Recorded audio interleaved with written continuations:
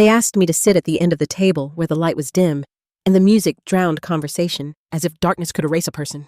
Crystal-glimmered forks chimed, and I stood with a wrinkled dress and a canvas tote chosen on purpose to make me look small. My son bowed his head.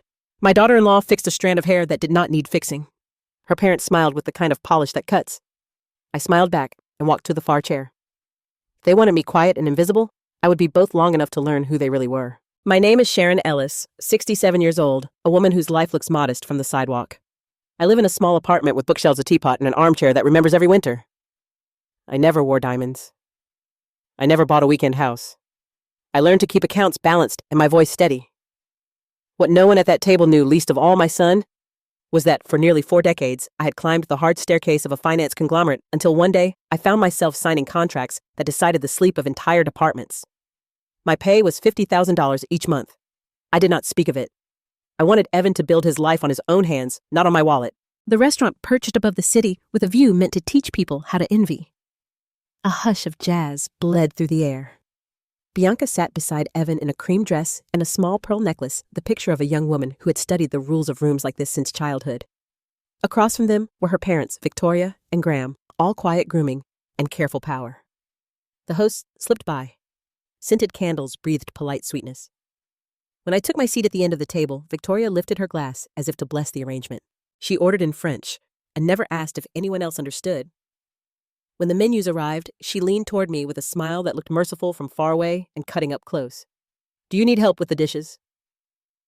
I let my eyes pause on a line I already knew and said softly that I would appreciate her recommendation.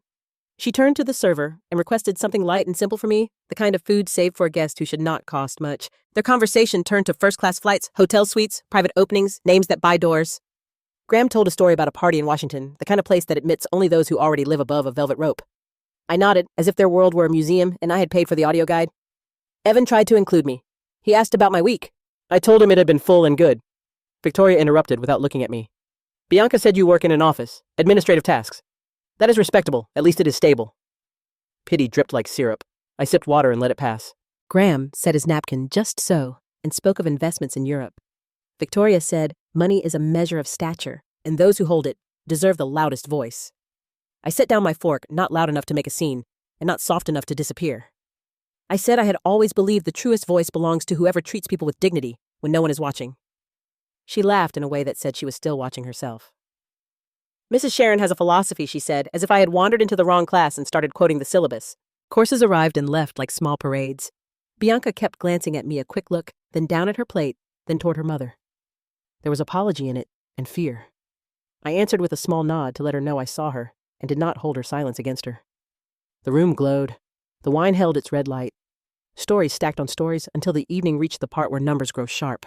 Victoria folded her hands and spoke calmly to my son, the way a manager speaks when deciding a future. She recited what they had done for the young couple.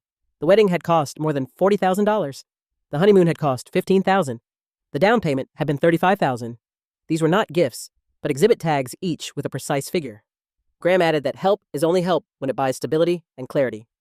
He looked at me on the word clarity as if the family ledger had a column labeled mother, and he was about to fill it. I asked how they wished to use their clarity.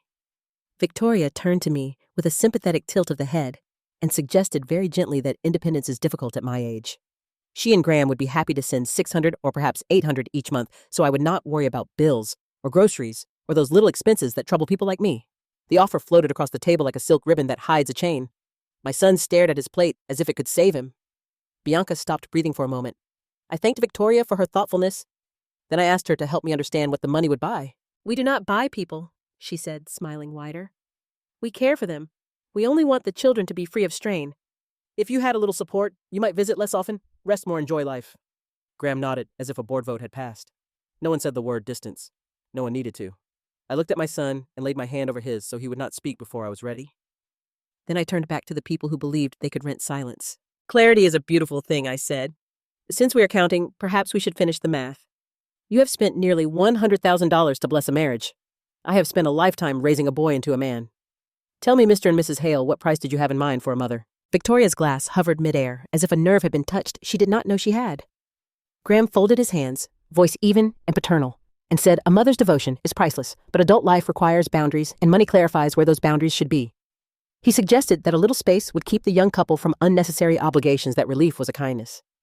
I felt the table tilt, not from wine or height, but from the quiet certainty that I was being priced. Evan inhaled hard. Bianca's fingers twisted her napkin into a rope. I kept my voice soft. Then let us be clear.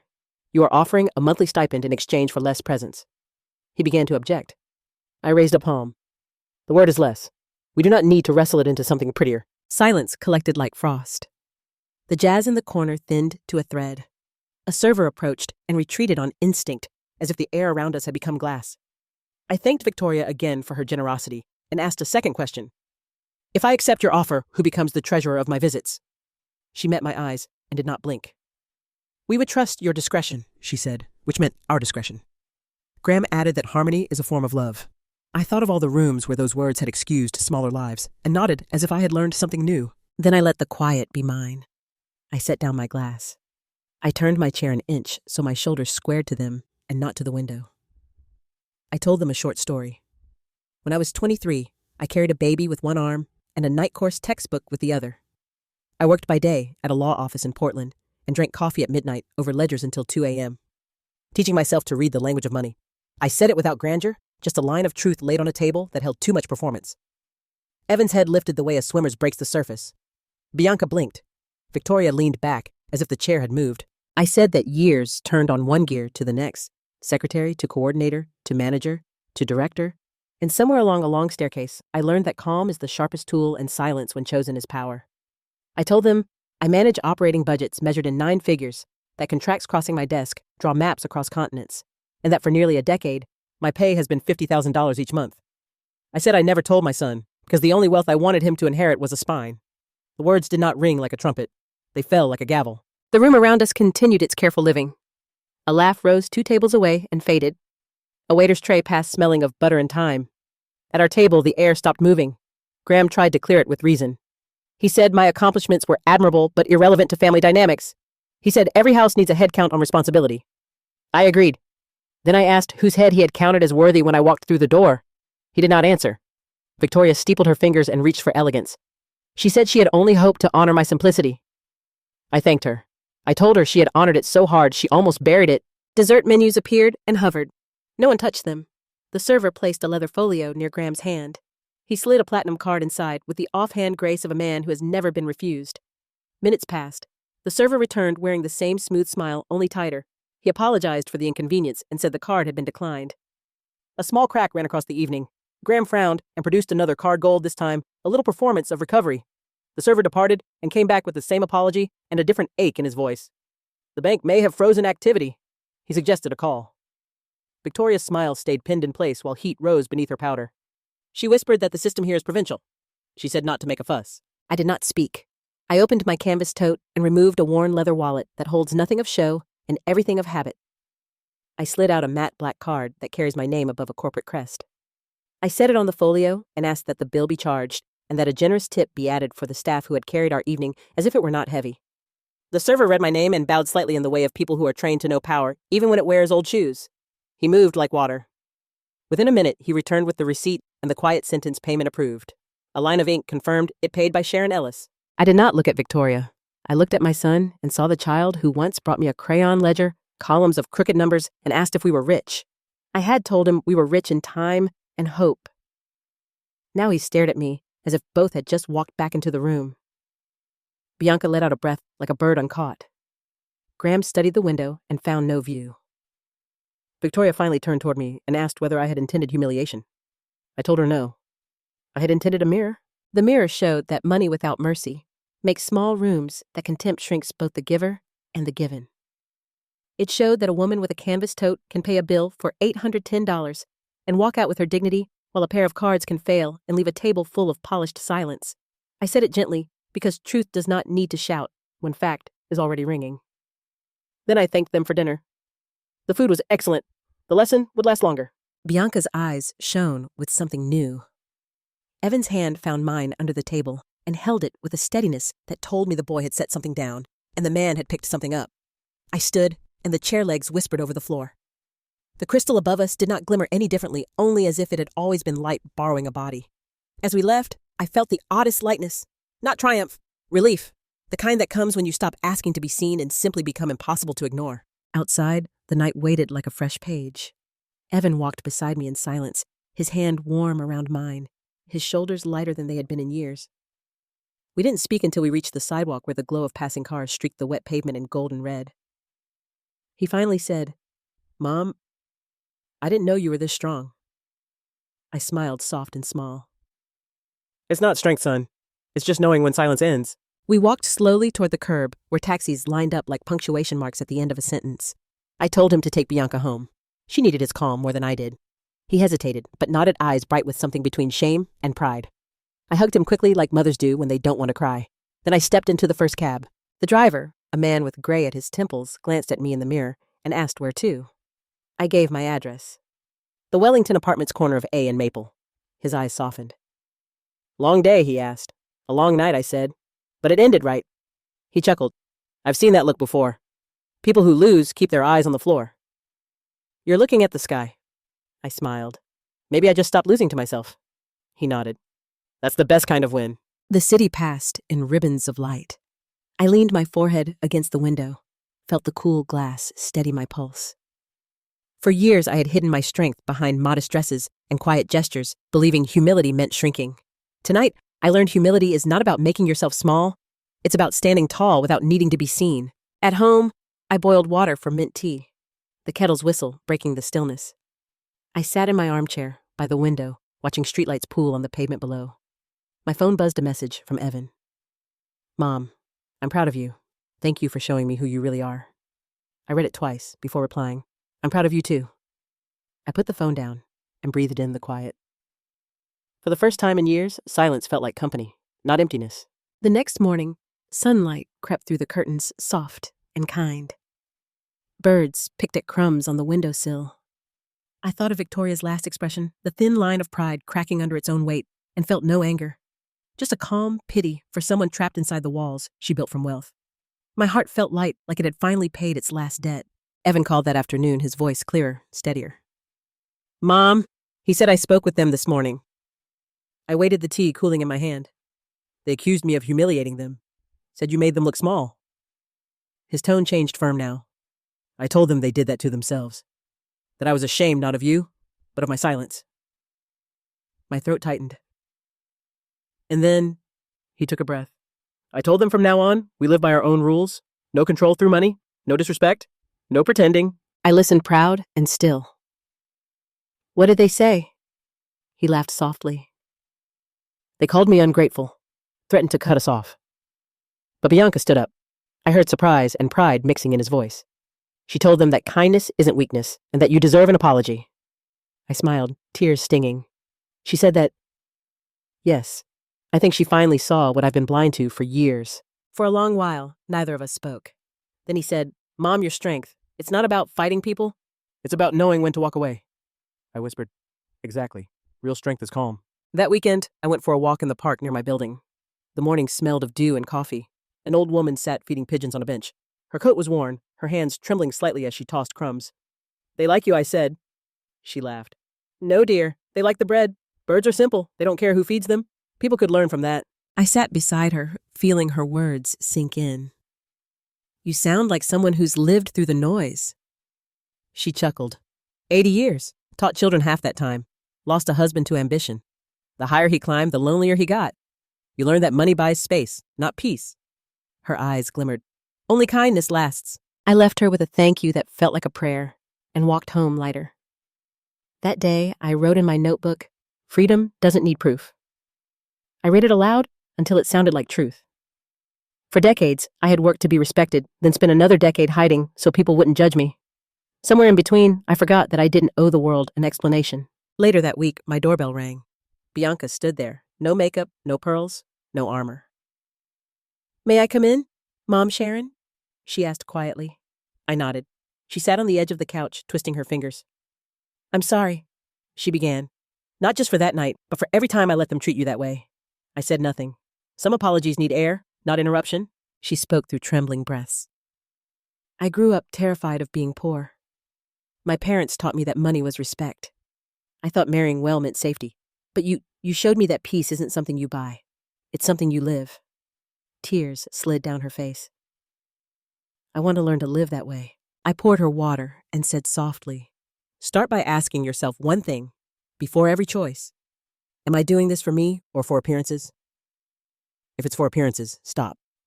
That's where peace leaks away. She nodded, whispering, I'll remember. Then she leaned in and hugged me. It was warm and trembling, the kind of hug that says the door between two hearts has just opened. When she left, she smiled through tears. You taught me to bow without lowering myself, she said. I closed the door and whispered to the quiet, that's all I ever wanted to teach. A week passed quietly, like the pause after a storm. I returned to my routines, morning walks, mint tea, the same small apartment that now felt somehow larger. One afternoon, while sorting through work files, my phone chimed. It was a message from Evan's mom, Bianca, and I wrote our family rules. Can you take a look? I opened the file and began to read. Rule 1. Respect is the only language. Rule 2. No one controls anyone with money. Rule 3. When angry, pause before speaking. Rule 4. Kindness is required, but never as a chain. Rule 5. Every choice must make the family more peaceful, not just richer. I sat back in my chair, eyes blurring. To anyone else, it would look like a list. To me, it was proof that my son had finally grown not in age, but in spirit. He had built a house on something stronger than inheritance. I typed a short reply, no edits. Guard this like your faith. A few days later, I sent them something in return. A simple financial plan I'd drafted. Save 1/5 of your income. Buy what you need, not what others admire, and live below your means. Freedom, I wrote, is cheaper than you think. Evan called that evening laughing. You're still teaching Mom. I smiled. Some lessons last longer than paychecks. Time moved in gentle days. The tension that had wrapped around all of us was finally loosening. Yet I knew Victoria and Graham would not accept defeat easily. When Evan told me they'd written to him, I was ready. Victoria's message was short, cool. Take care of your health. Don't forget who helped you start. Graham's was softer, almost kind, but every sentence carried the same shadow reminders of debt, disguised as affection. Evan said he had replied once, we love you both, but we'll be responsible for our own lives. After that silence. The clean kind. A week later, I invited them for dinner. No luxury, no performance. Just my small kitchen, glowing with warm light, and the smell of roasted chicken. When Evan and Bianca arrived, their faces were easy, their hands intertwined, like people no longer guarding themselves. We ate honeyed chicken mashed potatoes and steamed vegetables. Between bites, they told me about small things, the new plant on their balcony, the cat that had wandered into their yard, the class Bianca wanted to take. When the meal ended, Bianca looked around the room and said softly, tonight, the only thing with value is kindness. I nodded. Kindness is the only currency that never loses worth. Evan reached for her hand, and I felt something close peace. Not the loud kind that demands celebration, but the quiet kind that comes when everyone stops pretending. Days later, back at the office, I signed a new contract worth several million. The CFO laughed and said, "You're still unstoppable, Mrs. Ellis." I smiled, because I stopped doing it to prove anything. I just do what I love. As I left the glass tower, the evening sun caught on the high windows, making the city shine like a reward I didn't need. I walked instead of calling a car. At the corner, a child sold daisies. I bought a bunch and handed him extra money. "Keep the rest for dinner," I said. He grinned bright and unguarded. When I returned home, the apartment greeted me with quiet light. I placed the daisies in a vase and watched the petals catch the sunset. I didn't feel lonely. I felt complete. That night, I slept deeply, not because I was tired, but because I had nothing left to prove. The next morning, I woke early. The kettle hummed, the smell of coffee drifted through the room. In the mirror, a 67-year-old woman looked back, not glamorous, but steady, with eyes clear of fear. I smiled at her. "You did well," I whispered. I picked up my old notebook and wrote one last line beneath my earlier note. Honesty is the only wealth that never fades. I thought of everything that had unfolded the dinner. The silence, the lesson, the forgiveness, and realized I had not won a war. I had ended one. Money, pride, appearance, all of it had tried to define me. But in the end, it was peace that stayed. I no longer wanted victory. I wanted serenity. Before heading to work, I texted Evan, "I'm okay. You be happy." His reply came minutes later. "Always. Thanks to you." I set the phone down and opened the window. Sunlight spilled across the floor in warm gold, and a breeze carried the scent of new grass. If anyone asked me now what true wealth looks like, I'd say it's waking up with a heart that doesn't ache for approval. It's walking through the world light with nothing to hide and nothing to prove.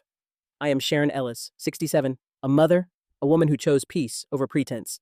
My fortune is freedom, and my dividends are quiet mornings like this. Thank you for listening to my story. If it touched something in you, please like, share, and subscribe. So more hearts can find their peace too. And tell me, have you ever chosen silence over pride? I'd love to read your story in the comments.